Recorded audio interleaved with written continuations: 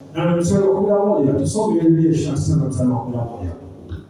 Kitu kikubwa hapa Roho Mtakatifu anatuambia na si kubwa hapa ya kwamba yeye anayajua mawazo yetu. Anajua tayari tunayowaza na yale ambayo ametuwazia. Yeremia 29 na mstari wa 11. Yeremia 29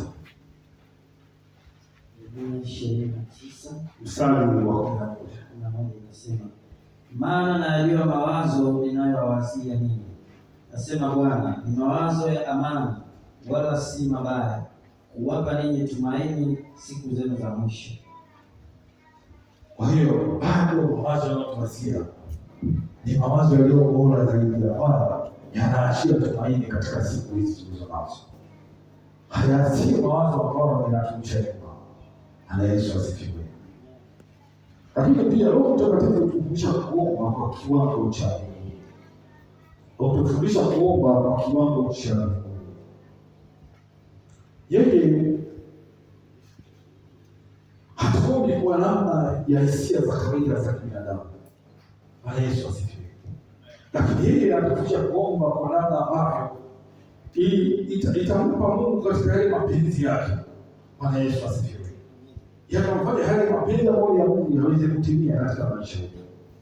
Katika hali ile tu ya hali ya kawaida, kuna viwango ambavyo tutaomba tutachoka, lakini yeye anapoturuhusu Roho Mtakatifu ndani yetu kuomba, tunaomba si katika hali ile ya kawaida ya kibinadamu, bali katika kile kiwango ambacho Mungu anataka tufikie. Ndio sasa tunakuwa na hali ile ambayo si tu kwa sababu unataka mapenzi yako yatimie, bali unakwenda mbele za Mungu kutaka Mungu afanye. Yesu asifiwe. Kwa tunapoenda kwenye maombi, hauendi kwa sababu unataka Mungu akufanye kitu fulani, bali unaenda kwa sababu unataka kusikia Mungu anataka kusema nini juu ya maisha yako. Sasa tutatenga muda zaidi wa kuomba, si kwa sababu unataka Mungu akutendee, bali tutakwenda mbele za Mungu kwa sababu unataka kusikia nini Mungu anataka ufanye. Yesu asifiwe. Tutakuwa na maombi ambayo tutakuwa na mabadiliko kidogo katika kiwango cha mbinguni, kwa sababu tutakwenda mbele za Mungu kusikia nini Mungu anataka tufanye, sio nini Mungu anataka atufanyie. Kuna tofauti.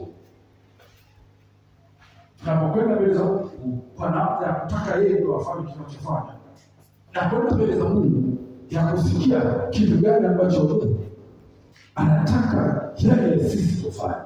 Kwa maana nyingine, mapenzi yake ndiyo yasimame na mapenzi yetu yanyamaze kimya. Bwana Yesu asifiwe sana. Soma katika Zaburi ya 37 mstari wa 4. Zaburi ya 37 na ule mstari wa 4.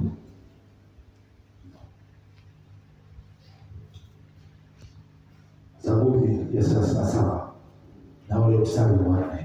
Kisoma, nawe utajifurahisha kwa Bwana, naye atakupa haja za moyo wako. Naye atakupa haja za moyo wako. Sasa hii haja za moyo wako haina maana kwamba ni yale mapenzi yako. Hapana, ni yale mapenzi ya Roho Mtakatifu ndio atakayaachia katika moyo wako, naye atakupa haja za moyo wako. Ni yale ambayo Roho atakayoweka ndani yetu ndio sasa atakayoachiliwa, na sio yale ambayo ni mapenzi yetu. Bwana Yesu asifiwe sana. Bwana Yesu asifiwe.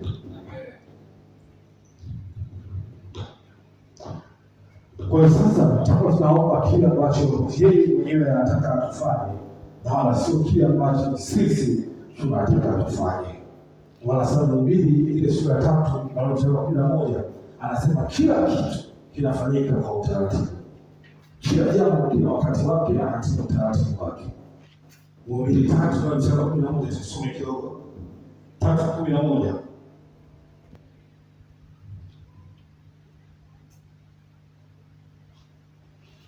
Mhubiri 3:11 inasema, kila kitu amekifanya kizuri kwa wakati wake, tena ameiweka hiyo milele ndani ya mioyo yao, ila kwa jinsi mwanadamu asingeweza kuivumbua kazi ya Mungu anayoifanya tangu mwanzo hata mwisho.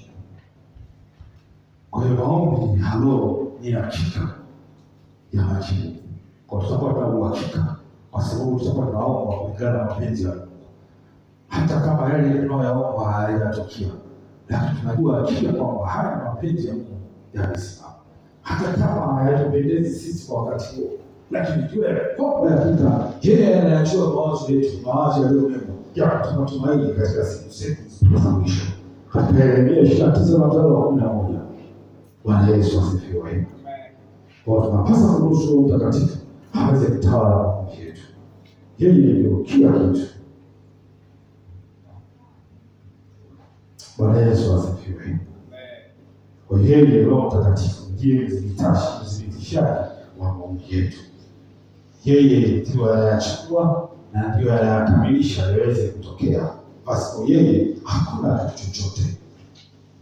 Na maana katika waraka wa kwanza wa Yohana ile 3:22, neno la Mungu linasema, na lolote tuombalo twalipokea kwake, kwa kuwa twazishika amri zake na kuyafanya yampendezayo machoni pake.